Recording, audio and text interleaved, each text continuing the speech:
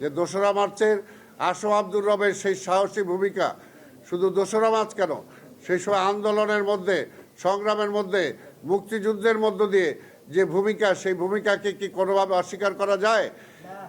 কোনোভাবে অস্বীকার করা যায় না।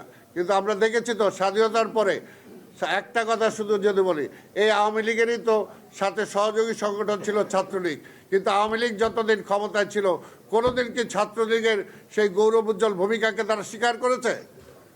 কোনোদিন স্বীকার করে নাই।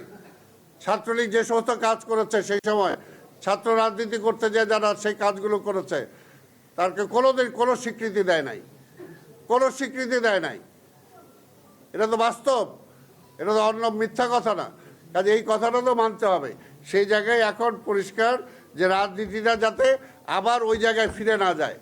শুধু আমি একজনকে বন্ধু বন্ধু বললাম, কিন্তু সেই বন্ধু আমার কতটুকু কাছে আসলো, আমাকে কতটুকু স্বীকৃতি দিল, সেই জিনিসটা যদি আমি চিন্তা না করি, তাহলে তো ভাববাদীর মধ্যে ওই আবার একই পর্যায়ে চলে যাব। বাস্তবতার মধ্যে আমাদেরকে চিন্তা করতে হবে। রেইনবো অলরাউন্ডার এক্সটেরিয়র পেইন্ট বাড়ির বাহিরের দেয়ালের সুরক্ষা নিয়ে থাকুন নিশ্চিন্ত, সাথে পাচ্ছেন 10 বছরের ওয়ারেন্টি। আমরা যারা স্যাক্রিফাইস করেছি আমরা সেই চিন্তাটা করি, আমি জানি, আমি বিশ্বাস করি যে আসম আব্দুর রব শুধু একটা তকমা পাইল কিনা সেটার জন্য রাজনীতি করে নাই। আসম আব্দুর রব রাজনীতি করেছে এই দেশের মানুষের ভাগ্য পরিবর্তনের জন্য।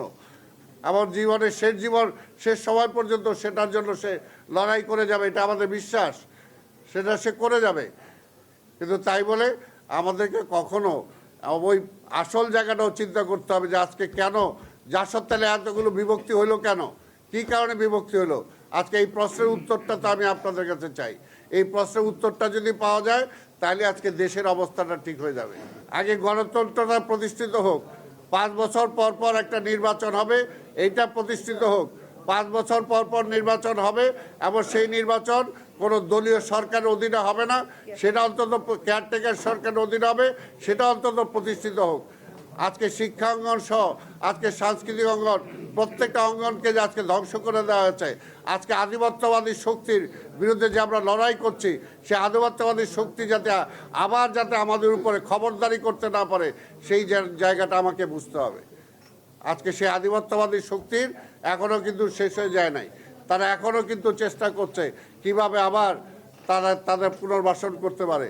সেই চিন্তাটা যদি আমাদের মনের মধ্যে না থাকে, তাহলে আবার বিভক্তির মধ্যে দিয়ে আবার এই ঔপনিবেশিক শক্তির মধ্যে আমাকে ফিরে যেতে হবে। কাজে সেখানে ফিরে যাব কিনা সেই জিনিসটা আমাদের মাথায় রাখা দরকার। হয়তো অনেকের অনেক কিছু হয় নাই এবং অনেকের অনেক কিছু হয়তো আমরা পাবো না, কিন্তু তার মধ্যে দিয়েও দেশ পাবে কিনা, দেশের মানুষ পাবে কিনা, আমরা যাতে সেই চিন্তাটা করি। তাহলে আসম আব্দুর রবের যে স্বাধীনতার যে পতাকা তিনি তুলেছিলেন, সেই পতাকার সমর্দিন যতদিন বাংলাদেশ আছে ততদিন পতাকার সমর্দিন থাকবে এবং ততদিন আসম আব্দুর রবের নাম থাকবে।